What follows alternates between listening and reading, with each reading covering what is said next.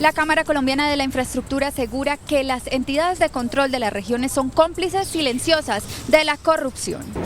El Contralor General Edgardo Maya dice que se deben eliminar las 63 Contralorías regionales. El fiscal, el procurador y el Contralor General anuncian una lucha frontal contra la corrupción. Durante la posesión de Fernando Carrillo como Procurador General, el presidente Santos propone eliminar beneficios y casa por cárcel a los corruptos. Exgobernador de La Guajira, Juan Francisco Quico Gómez, sentenciado a 55 años de cárcel por el crimen de 2 políticos y una escolta. Ponencia del proyecto de Justicia Especial para la Paz ratifica que guerrilleros inmersos en delitos de lesa humanidad podrán participar en política.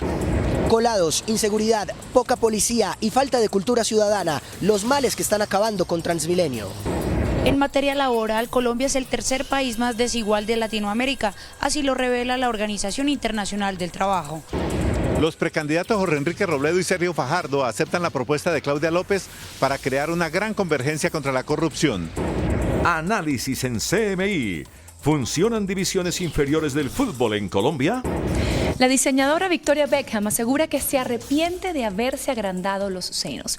Al final de la emisión hablaremos de esta decisión que cada vez toman más mujeres, volver a la naturalidad. Buenas noches, nuestros secretos de hoy. 1. La Corte Constitucional les jala las orejas a las comunidades indígenas por el bien de los niños. 2. Hay fuego amigo en la administración de Bogotá. 3. La anticorrupción es hoy bandera nacional. 1, 2 y 3 al cierre.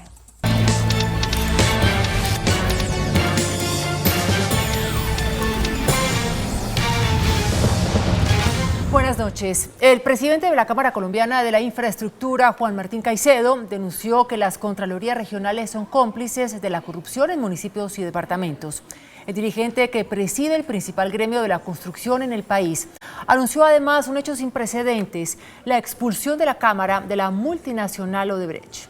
El dirigente gremial señaló a las Contralorías de callar ante actos de corrupción en contrataciones públicas en municipios y departamentos. Las ha convertido en cómplices silenciosas, especialmente a las Contralorías regionales, frente a fenómenos de corrupción que se presentan en las regiones, tanto en departamentos como en municipios. Según Caicedo, en el 96% de los municipios, los procesos contractuales van direccionados a un único proponente. Y lo mismo sucede en los departamentos en un 76%. Para Juan Martín Caicedo es necesario que se cierren las puertas de los contratos a los recomendados políticos. Mientras no se rompa el vínculo entre la política y la contratación, este fenómeno de la corrupción va a seguir proliferando en el país. Caicedo también anunció la expulsión de Odebrecht del gremio e insistió en la importancia del proyecto de ley que cursa en el Congreso de la República para que exista el pliego tipo vinculante por ley en la contratación. La estandarización de los documentos contractuales es una práctica universal que incentiva la transparencia. El presidente de la Cámara Colombiana de la Infraestructura anunció su apoyo a la Cruzada Nacional para combatir la corrupción. El Contralor General Edgardo Maya Villazón, por su parte, aseguró que se deben eliminar las Contralorías regionales porque no están cumpliendo con sus funciones. El Contralor dijo que se necesita modernizar y modificar el régimen fiscal en Colombia porque las Contralorías del país no cumplen con su objetivo. Con una Contraloría única, la supresión de las 63 Contralorías que existen en Colombia no es posible en un país serio del mundo, así haya la oposición que haya y las conveniencias que haya en mantener 63 Contralorías en un país como el nuestro. Aseguró que en muchos casos hay vínculos e intereses de contralores con dirigentes políticos. Porque hay una dependencia directa de las Contralorías municipales y departamentales con relación a los alcaldes y con relación a los gobernadores, en el sentido de que pues están muy cerca, están muy atadas en ese proceso. Finalmente dijo que se debe dejar la responsabilidad del control fiscal en la Contraloría General. El fiscal Néstor Humberto Martínez, el contralor Edgardo Maya y el procurador Fernando Carrillo anunciaron que habrá una lucha frontal contra la corrupción en el país. Coincidieron en advertir que la política se ha dejado permear por este flagelo. El procurador general advirtió que el Ministerio Público va a fortalecer la lucha contra la corrupción, principalmente en las regiones. Primero, por el tema de la paz, en donde hay evidentemente pues unos escenarios nuevos como las zonas veredales y las zonas de conflicto, en donde debe estar presente una institución como la Procuraduría que representa los intereses de toda la sociedad. Justamente uno de los frentes será la lucha contra la corrupción administrativa, como es el caso de las regalías según la Contraloría General. Esos recursos deben ser destinados a la salud, a la educación, al saneamiento básico, y lo que hemos encontrado pues es que hay una desviación de esos recursos, un indebido uso y, lo más grave, falta de uso de los recursos. De acuerdo con los jefes de los organismos de control, la corrupción ha permeado la política. Este es un problema sistémico. Tiene que ver con el conjunto de la sociedad y por eso es bueno que la sociedad sepa que la manera de romper esa relación promiscua es que unos y otros se denuncien. Sin embargo, el fiscal dijo que se debe revisar los beneficios de los corruptos ante la justicia. Es malo que se pueda uno allanar y de una vez pueda tener el 50% de rebaja de pena, como es malo que se le muestre a la sociedad que uno puede pavonearse en penas de casa por cárcel. El fiscal general, el contralor y el procurador coincidieron juntos en entrevista para Pregunta Yamid, donde hicieron los anuncios contra la corrupción. El ex senador liberal Otto Bula, acusado por cohecho y enriquecimiento ilícito dentro del escándalo de Odebrecht, se declaró inocente. El exparlamentario Otto Bula no aceptó ante el juzgado 82 de garantías los cargos de cohecho por dar u ofrecer y enriquecimiento ilícitos imputados por la Fiscalía General de la Nación, por lo que ahora enfrentará un juicio para intentar demostrar su inocencia en medio del escándalo de Odebrecht. Para la Fiscalía, el exparlamentario fue contactado por la sucursal de la firma en Colombia el pasado 5 de agosto del 2013 mediante la modalidad de honorarios por resultado de éxito, con el fin de que obtuviera el convenio para hacer el mencionado proyecto de infraestructura para la concesionaria Ruta del Sol. El ente acusador estableció en audiencia que para lograr que Odebrecht obtuviera este contrato se habría materializado un segundo soborno de la firma en el país por un valor de 4.6 millones de dólares para que el proyecto no fuera sometido a una licitación previa, sino que se hiciera de una forma directa. Dicho convenio fue alcanzado el 14 de marzo del 2014. El presidente Juan Manuel Santos anunció una cruzada contra la corrupción y dijo que impulsará el desmonte del beneficio de la casa por cárcel para los corruptos. Durante la posesión de Fernando Carrillo como procurador general, el presidente Santos le advirtió a los corruptos que pagarán caro su desprecio a la sociedad y su falta de honestidad. Hasta ahora, ningún funcionario de mi gobierno ha sido señalado de haber sido sobornado por Odebrecht, pero si llegara a verlo, que le caiga todo el peso de la ley. Es más, voy a proponer que por ley, para los corruptos no haya casa por cárcel, ni beneficios por allanarse a los cargos. 6 años y medio más tarde, puedo decir, sin temor a equivocarme, que ningún familiar mío ha hecho un solo negocio con el gobierno, o ha sugerido, o ha estado envuelto en algún tipo de tráfico de influencias. El presidente Santos también le pidió al fiscal aclarar lo más pronto posible si un funcionario de la Agencia Nacional de Infraestructura está involucrado en algún tipo de recibimiento de coimas en el caso de Odebrecht. Hoy comienza la era de la Procuraduría de la gente. Es tiempo de dejar atrás la polarización que erosiona la confianza en la democracia. Pero la corrupción, no la guerra, es hoy el peor enemigo de este país. Vamos a vencerla, porque ser corrupto en Colombia dejará de dar estatus. El presidente le pidió a procurador, contralor y fiscal resolver los casos de corrupción a la mayor brevedad posible y que no se tenga contemplación alguna con ninguno de los responsables. El juzgado octavo especializado de Bogotá impuso una pena de 55 años de cárcel al exgobernador de La Guajira, Juan Francisco Gómez Cerchar, por el crimen de 2 líderes políticos y un escolta. Los 55 años de condena son por el crimen de Yandra Brito, Henry Ustaris y su escolta Wilfrido Fonseca, asesinados el 2 de abril del 2008. El funcionario judicial aseguró que los crímenes están relacionados con una disputa política. Para el juez, de ahí derivaron las amenazas. Hecho por el cual tuvo que intervenir su esposo, quien en repetidas oportunidades buscó reunirse con Gómez Cerchar. El juzgado especializado recalcó la gravedad de los delitos cometidos por el exmandatario departamental y aseguró que la Fiscalía probó a toda duda su relación con el recién extraditado y presunto narcotraficante alias Marquitos Figueroa. Las víctimas esperamos que también haya un fallo condenatorio por estos hechos y por concierto para delinquir con los grupos paramilitares. La defensa de Kiko Gómez apeló la determinación en primera instancia. Se pretendió decir que sí había una prueba directa. Sin embargo, seguimos convencidos desde el punto de vista jurídico que eso no es cierto. Aún se esperan resultados en las investigaciones por las muertes de Luis López Peralta, Luis Rodríguez y Rosa Cabrera. La Fiscalía capturó al escolta del asesinado dirigente político Carlos Pizarro León Gómez. La decisión se toma tras evaluar la hipótesis sobre la participación de agentes del Estado en este crimen.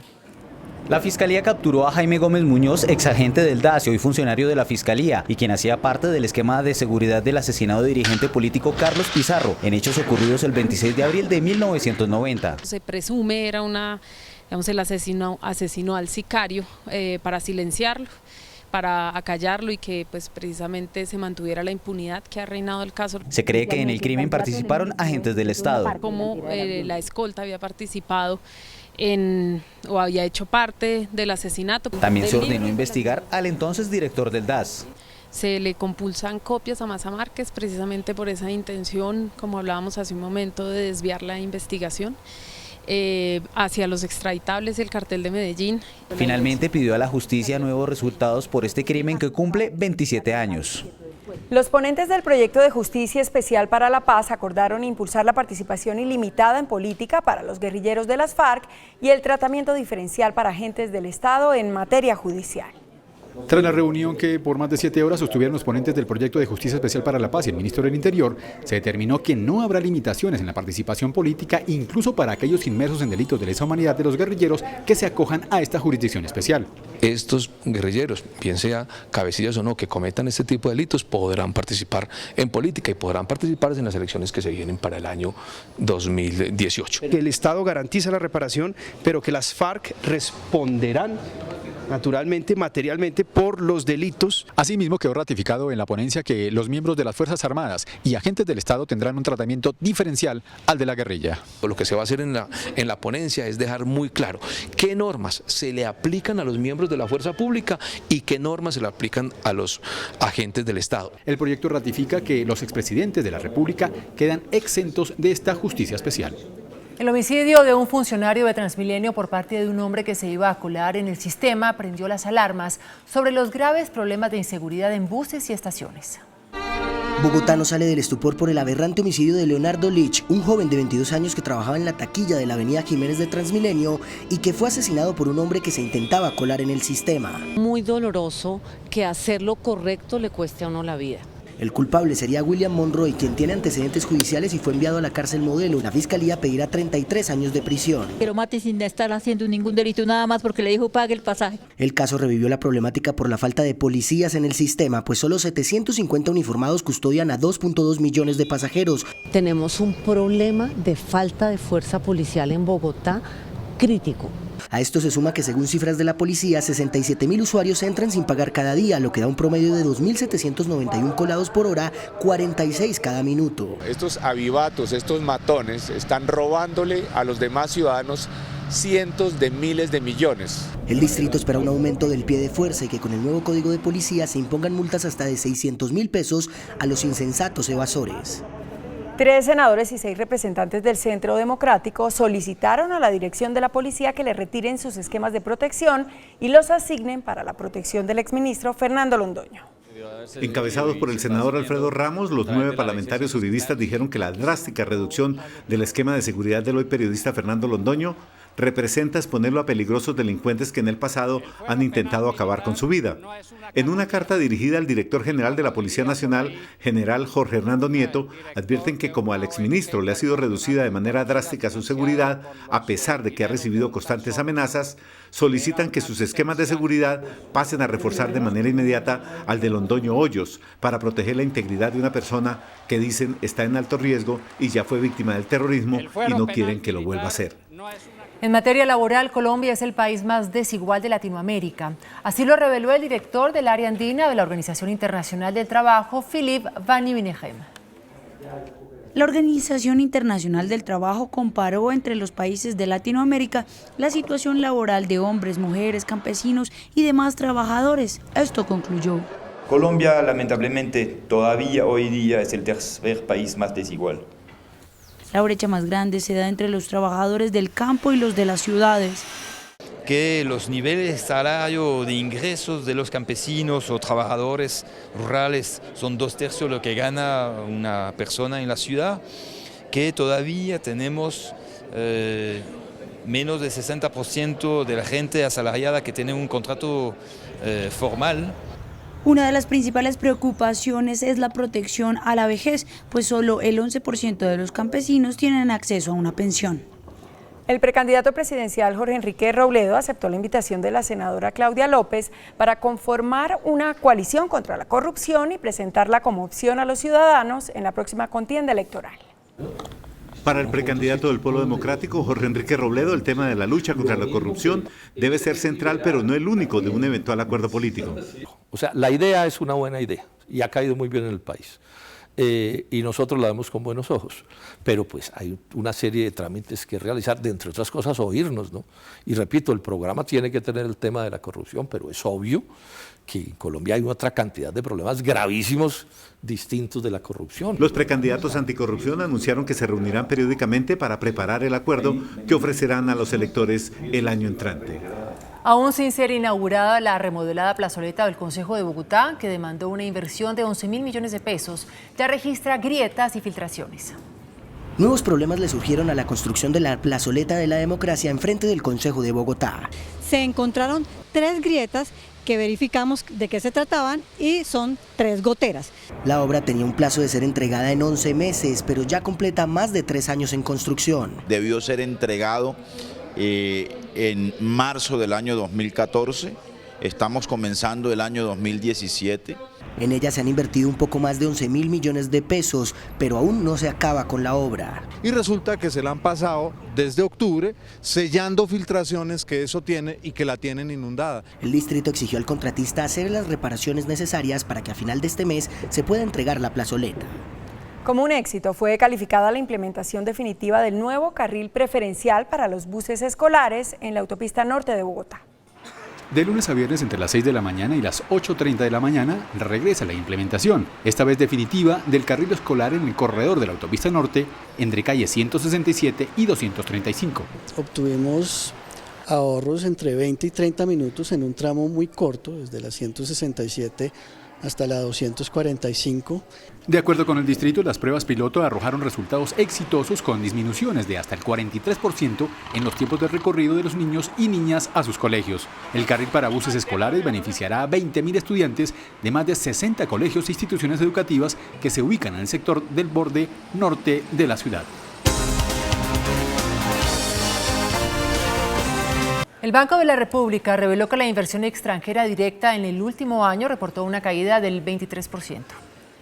De acuerdo con el informe preliminar del Banco de la República, la inversión extranjera directa en Colombia cayó en 23.1% durante 2016, al pasar de 11.446 millones a 8.799 millones de dólares. En los últimos 2 años disminuyó 41.5% cuando este rubro en 2014 alcanzaba niveles de los 15.000 millones de dólares. Precisamente el sector minero energético fue el más afectado el año pasado, con una caída del 43.6%, al pasar de 8.177 millones a 4.605 millones de dólares. Era inversión, básicamente venía al sector minero energético, entonces esa inversión probablemente se siga reduciendo o no crezca mucho. Para los gremios en 2017 se tendría una recuperación al aclararse el panorama en materia tributaria y en el tema de paz. Por el lado del turismo, ¿no? Si usted mira con el tema de la paz, debe ser un sector que debe crecer de una forma dinámica. Cabe notar que la proyección del gobierno para este año es alcanzar los 14.000 millones de dólares en inversión extranjera. El superintendente financiero Gerardo Hernández salió al paso a la calificación de perspectiva negativa que dio Fitch Ratings al sistema financiero. Hernández aseguró que la banca en Colombia es sólida y solvente. El superintendente asegura que la calificadora Fitch Ratings no tuvo en cuenta realidades y particularidades del país. Básicamente la reforma tributaria, la caída rápida de la inflación, el cambio en la política monetaria del Banco de la República, todo lo cual va a tener una incidencia positiva frente a lo que va a suceder en la economía en este año. La perspectiva negativa que le dio la agencia calificadora a la banca colombiana puede tener efectos adversos. La solvencia de los bancos es una solvencia adecuada para sus riesgos, es fuerte. Lo que no queremos es afectar de ninguna manera el costo de la financiación de esas entidades para el año 2017. El superintendente cuestionó que la metodología aplicada por Fitch Ratings no tiene en cuenta el sistema regulatorio colombiano. El superintendente de Sociedades, Francisco Reyes, ordenó la suspensión de actividades de la firma Gestiones Financieras SAS, quien venía captando ilegalmente dinero del público. La Superintendencia de Sociedades ordenó a Gestiones Financieras S.A. suspender la captación ilegal de recursos de inversionistas incautos. Lo que hacía era conseguir una serie de inversionistas que le entregaban sus recursos de dinero en efectivo. La compañía supuestamente los invertía en unos títulos valores, en unos pagarés, en unas facturas, en unos instrumentos que en la práctica no existían. Fueron 7.000 millones de pesos captados ilegalmente. Impone normalmente embargos sobre el patrimonio de las personas intervenidas y además corre traslado a la Fiscalía General de la Nación para que se investigue. El superintendente hizo un llamado a los inversionistas para que con cautela elijan la mejor forma de invertir sus ahorros. Las centrales obreras pidieron reformar la mesa de concertación salarial para que la negociación del salario mínimo se dé en el primer trimestre de cada año y no en diciembre. Todos los diciembre se da la negociación entre empresarios y trabajadores por el incremento salarial, pero para esa época no se tiene claro el panorama económico. La negociación del salario mínimo debe negociarse bien sea en el mes de febrero o en el mes de julio. En el primer trimestre de cada año ya se conocen todos los indicadores macroeconómicos con los que se calcula el incremento salarial. Para poder tener absoluta seguridad sobre las cifras consolidadas del año inmediatamente anterior. Las centrales obreras hicieron otra petición. Debe dársele apertura a las organizaciones que no propiamente son sindicales, pero que pertenecen al mundo del trabajo, como es en este caso los campesinos. Es un planteamiento de integrar a los diferentes sectores que de una u otra manera tengan interés en una construcción proactiva y positiva. Y en ese sentido nosotros estamos abiertos. Tras retirar al menos 64.000 metros cúbicos de tierra, se reabrió una calzada de la autopista Medellín-Bogotá. Después de estar cerrada por 20 días de modo preventivo por un gran derrumbe que amenazaba con caer, esta noche fue habilitado un carril para ambos sentidos en el kilómetro 14 más 350 de la autopista Medellín-Bogotá. La circulación funcionará en sentido Bogotá-Medellín para buses, vehículos livianos y carga pesada. En sentido Medellín-Bogotá podrán circular vehículos livianos y buses. En este sentido no se permite el paso de carga pesada. Es posible que en 2 o 3 días haya que parar unas horas para seguir trabajando en el derrumbe, que todavía tiene mucha tarea que adelantar. Las autoridades prohibieron la circulación de motocicletas y bicicletas durante los próximos 3 días, con el fin de evitar posibles accidentes. El índice de capitalización de la bolsa, que mide el comportamiento de las 20 principales acciones, cerró a la baja. El índice de capitalización de la Bolsa de Valores de Colombia bajó 0,63% a 1.361 puntos. La acción de Mineros fue la que más subió con una valorización de 2,61% a 1.965 pesos. La acción que más cayó fue la del Grupo Suramericana, al perder 1,61% a 37.860 pesos. La acción más transada de la jornada fue la de Preferencial Bancolombia, al movilizar más de 1.000 millones de pesos. El precio del dólar se mantuvo estable. Indicadores económicos del día en CMI. Por ser día festivo en Estados Unidos, la tasa representativa del mercado para mañana martes se mantiene en 2.935 pesos con 96 centavos. Los profesionales del cambio compran la divisa en 2.880 pesos y la venden en 2.930 pesos. Un euro cuesta 3.120 pesos. La libra de café en Nueva York se cotizó a $1.49. El azúcar se transó en 20,52 centavos de dólar la libra. El barril de petróleo WTI se cotizó en $52.64. Una acción de Ecopetrol cuesta 1.400 pesos.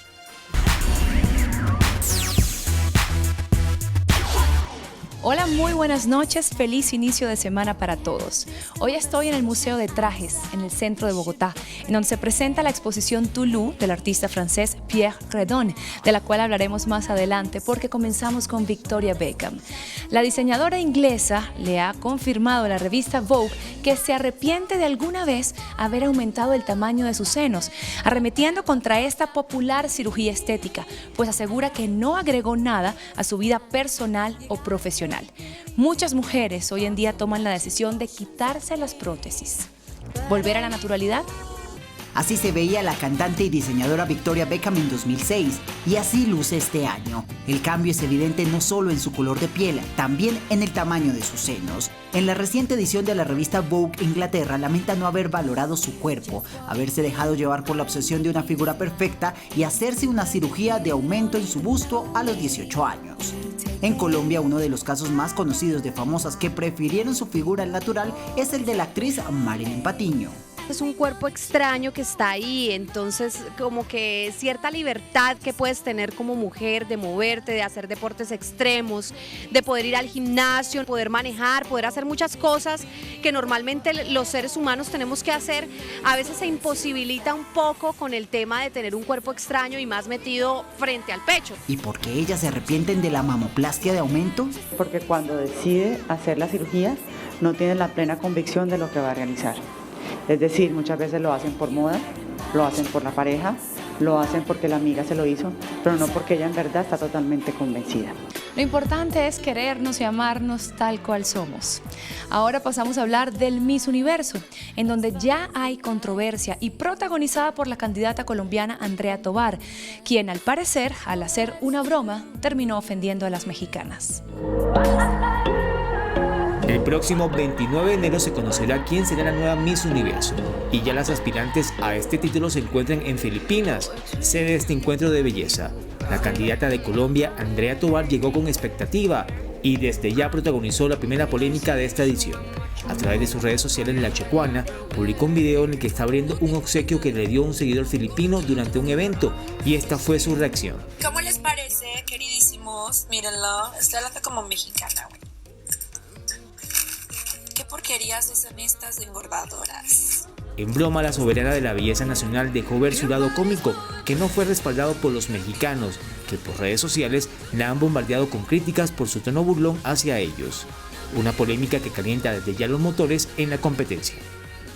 Si seguimos la premisa de que hablen bien o mal, pero que hablen, Andrea Tovar está haciendo un muy buen trabajo. Y ahora sí hablaremos de la exposición en donde me encuentro, Tulú, nombre que también significa un tapete ancestral nómada turco que simboliza el cuerpo humano. En esta exhibición también a través de mechas de cabello se crea un mapa mundi. El artista francés Pierre Redon deslimita los campos del arte para unir la plástica con pedazos de historia y música en una obra que se construye a partir de los otros. Tiene un componente ritual, pues personas donan sus mechones de pelo para ser cosidos sobre un gran mapa de los continentes. El lugar de nacimiento de cada donador irá llenando la peluda alfombra. Al dentro de los cabellos tenemos todas las memorias del cuerpo, del ADN, de la relación con el medio ambiente. Es una alfombra de la memoria de nosotros y de nuestros antepasados. El Tulú, la alfombra turca que da nombre a esta exposición, representa el cuerpo, urdimbre, trama y nudos que simbolizan los tejidos, la sangre y la carne, tejiendo la memoria en una alfombra. Esta exposición estará no solamente en Medellín, sino también en Barranquilla. Veamos qué más pasa en el mundo del entretenimiento internacional.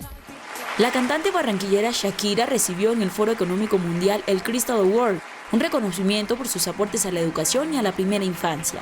Durante el evento, en un encuentro con periodistas, la artista aseguró que todos los colombianos desean un país en paz, pero que la paz va más allá de cualquier tratado y de cualquier papel que se firme.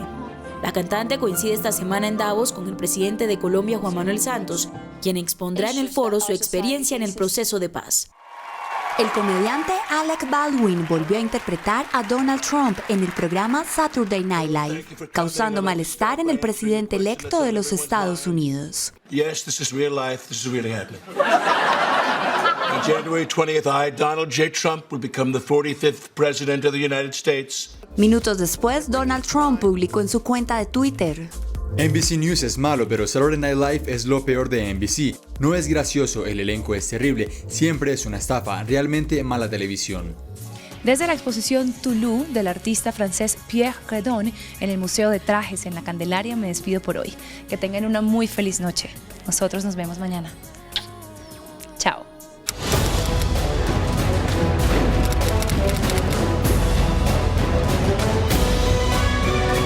Cuba la paz en Colombia, el Tratado de Libre Comercio con México y Venezuela fueron algunos de los temas comentados por el presidente Gaviria en entrevista exclusiva para CMI. En este marco, esta situación que vive El Salvador sirve de ejemplo para los grupos guerrilleros todavía alzados en armas en Colombia. Bueno, yo creo que los criterios de El Salvador, de la paz del Salvador, algunos se pueden recoger para el caso colombiano. Después de la pausa, nuestros secretos de hoy. 1. La Corte Constitucional les jala las orejas a las comunidades indígenas por el bien de los niños. 2. Hay fuego amigo en la administración de Bogotá. 3.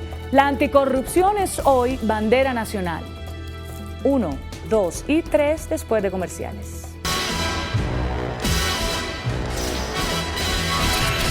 Nuestros secretos de hoy. 1. Llamado de atención de la Corte Constitucional a las comunidades afrodescendientes por obstaculizar los programas de alimentación escolar del ICBF en sus territorios. El magistrado Alejandro Linares explicó que aunque la consulta previa es importante para hacer cualquier contratación que involucre tradiciones culturales, eso no puede estar por encima de los derechos de los niños a ser alimentados.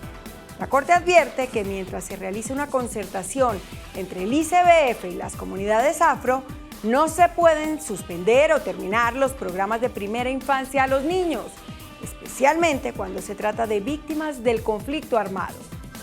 El alto tribunal va más allá y cuestiona que pese a las reiteradas quejas por presuntas irregularidades en los programas de alimentación escolar, la Fiscalía, la Contraloría y la Procuraduría no logren avances significativos en las investigaciones que en su momento se anunciaron. Por eso ordenó a dichas entidades priorizar y cruzar lo antes posible la información que tengan hasta ahora para que se puedan tomar todas las medidas que sean necesarias. 2. En el lenguaje militar se denomina fuego amigo a los disparos provenientes del mismo bando que siempre se producen por error humano. Algo muy similar parece estar ocurriendo en el gobierno de Bogotá. Desde hace algunos meses, los funcionarios de la Secretaría de Movilidad están dedicados a enviar sin justificación alguna requerimientos, solicitudes e inspecciones a la gerente de la terminal de transporte, Carmenza Espite. La prueba de esta situación es este correo electrónico en el que un funcionario de esa Secretaría de Movilidad da instrucciones precisas a sus compañeros sobre una visita que adelantarán a la terminal.